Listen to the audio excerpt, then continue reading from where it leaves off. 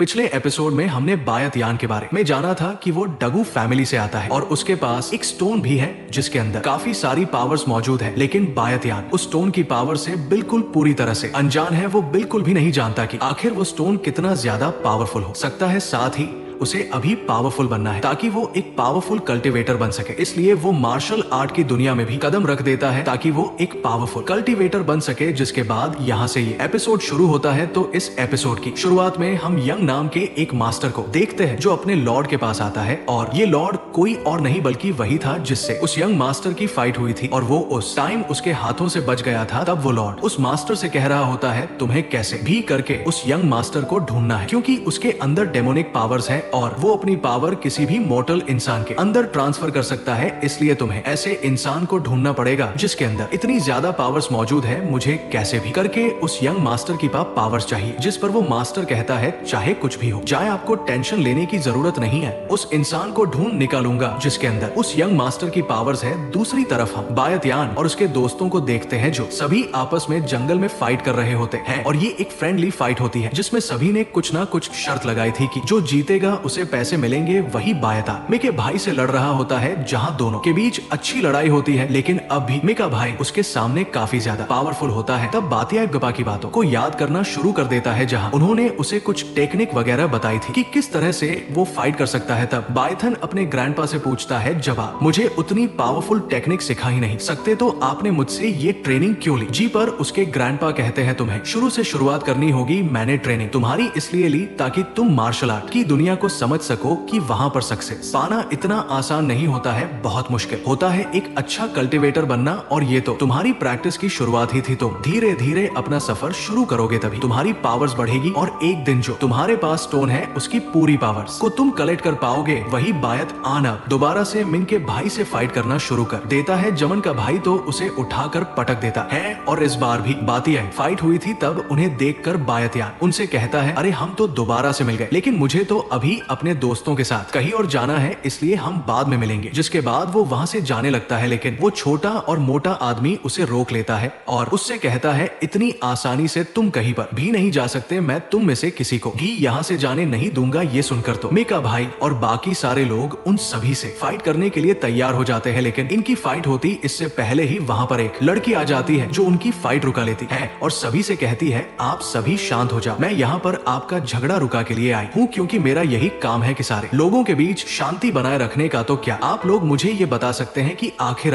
दोनों का झगड़ा किस लिए हो रहा था? इसका मैं कोई ना कोई हल निकालने की कोशिश करूंगी। तब बायत-यान का दोस्त उस लड़की को सारी बात बताता है कि ये मोटा आदमी रेस्टोरेंट के अंदर एक लड़की को परेशान कर रहा था इसलिए हमने इसे सबक सिखाया और आज ये हमें सबक सिखाने के लिए आ गया है। तो बताओ इसमें की गलती किसकी हुई? लेकिन तब वो मोटा आदमी अपने एक साथी को बायत-यान के ऊपर अटैक करने के लिए भेज देता है लेकिन वो लड़की उस आदमी के ऊपर ही अटैक करके उसे वहाँ से दूर कर देती है और इस बात से वो समझ चुकी थी कि इसमें बातिन और बाकी सभी निर्दोष है और सारी की सारी गलती इस मोटे आदमी की ही होगी। जिसके बाद वो बायत-यान से उसका नाम पूछती है जिस पर बायत-यान उसे अपना नाम भी बताता है और अपनी फैमिली का सरनेम भी बताता है। लेकिन जब वो लड़की ये सुनती है कि बातिन डगू फैमिली से है तो वो एकदम हैरान रह जाती है क्योंकि डगू फैमिली के ही किसी बंदे को ढूंढने के लिए उसके मास्टर ने उसे यहाँ पर भेजा था। इसलिए वो बायत-यान से कहती है मुझे तुमसे कुछ काम है इसलिए क्या तुम मेरे साथ कुछ समय अकेले में बिता सकते हो? जिस पर बातन मान जाता है। ये सुनकर वो लड़की उस मोटे आदमी से कहती है मेरी मानो तो आप सब यहाँ से चले जाओ, ये झगड़ा हम बाद में भी कंटिन्यू कर लेंगे। जिस पर वो मोटा आदमी झगड़े को अभी रोकने के लिए मान जाता है और फिर वो लड़की बाया और बाकी सभी को लेकर वहाँ से जाने लगती है। लेकिन तब वो मोटे आदमी का साथी उससे कहता है इतनी जल्दी तुमने झगड़ा रुका दिया, ऐसा कैसे हो सकता है? तुम उससे डर गए क्या? लेकिन वो मोटा आदमी कहता है मैं और इनसे डर जाऊं ऐसा कभी नहीं हो सकता। इनकी तादाद देखो अभी काफी ज्यादा है इसलिए मेरे पास एक बहुत अच्छा प्लान है। उस प्लान के हिसाब से मैं एक एक को चुन चुन कर मार डालूंगा और किसी को खबर भी नहीं होगी। इधर बायत-यान और वो लड़की एक कमरे में आकर आपस में बातें करना शुरू कर देते हैं जहां वो लड़की बायत-यान से पूछती है मुझे तुमसे एक आदमी के बारे में पूछना है, क्या तुम डगुमतिया को जानते हो जिसके पास एक स्टोन की पावर्स थी और वो काफी ज्यादा पावरफुल बंदा था? साथ ही उस लड़की के पास एक लॉकेट भी होता है जिसके अंदर से निकल रहा और बायत-यान को सारी चीजें याद करने में मदद कर रहा होता है।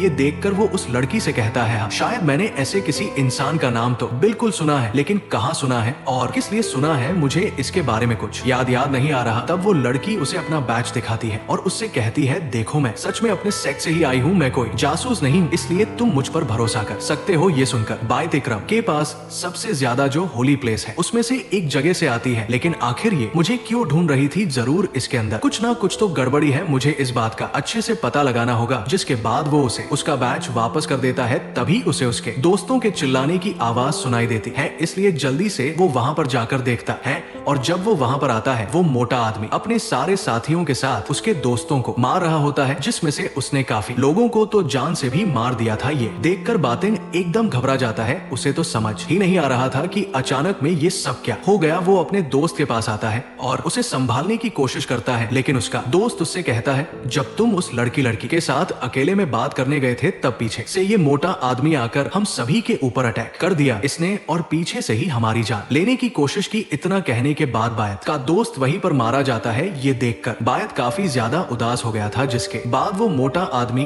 अपने बाकी साथियों से भी कहकर बतिया और बाकियों के ऊपर भी अटैक करवाना शुरू कर देता है ताकि वो लोग उसकी भी जान ले सके। ये देखकर बतिया एकदम ज्यादा गुस्सा हो जाता है और फिर अपनी स्टोन की पावर्स को थोड़ी थोड़ी बढ़ाना शुरू कर देता है। जहाँ वो स्टोन अब ग्लो करना शुरू हो गया था और फिर वो उसका इस्तेमाल करते हुए सारे लोगों के ऊपर अटैक किए जा रहा होता है, लेकिन तब भी वो उनका कुछ बिगाड़ नहीं पाता। लेकिन अब वहाँ वो लड़की आकर उन्हें रुक जाने कहती है और उस मोटे आदमी से कहती है, तुमने बहुत बड़ी गलती कर दी, तुमने तो कहा था कि अब तुम झगड़ा नहीं करना चाहते हो, हम इस मैटर को बाद में देखेंगे, लेकिन तब भी तुम यहाँ पर दोबारा झगड़ा करने के लिए क्यों आ गए? तब वो मोटा आदमी उससे कहता है, तुम गैंगस्टर को क्या समझती हो जो किसी भी लड़की के बातों में आ जाएगा? मैं तो तुम्हें उल्टा एक ऑफर देता हूँ, तुम मुझसे शादी कर लो, उसके बाद मैं तुम्हें अपनी तरह ही एक गैंगस्टर बना लूंगा। जिसके बाद देखते ही देखते उस मोटे आदमी के साथी और बाकी सभी के बीच दोबारा से फाइट शुरू हो जाती है और सभी एक दूसरे से लड़ना शुरू कर देते हैं। लेकिन इस फाइट में वो मोटा आदमी और उसके साथी काफी ज्यादा पावरफुल दिखाई दे रहे थे।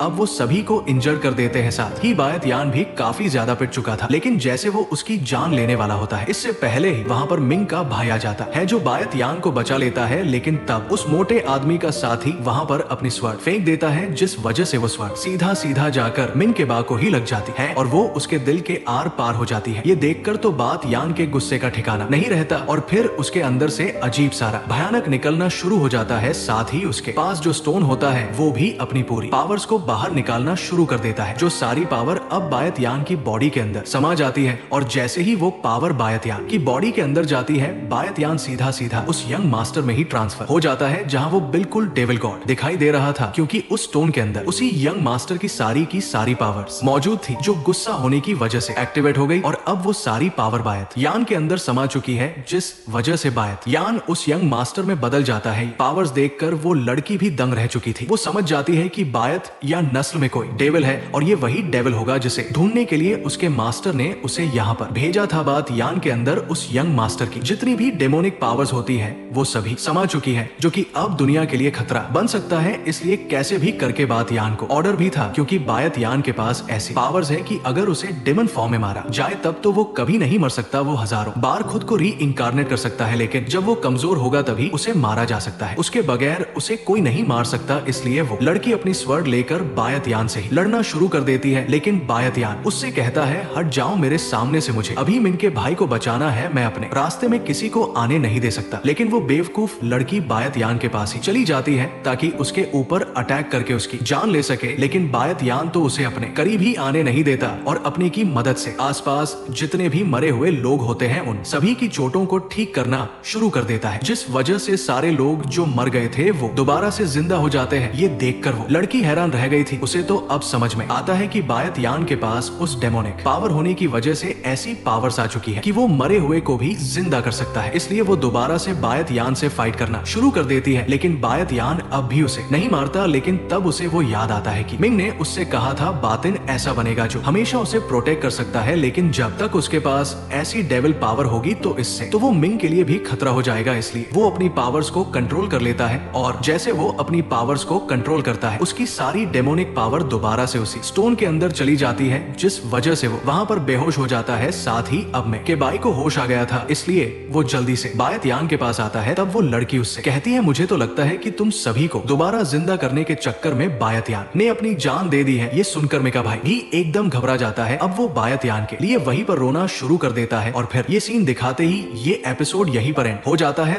Thanks for watching.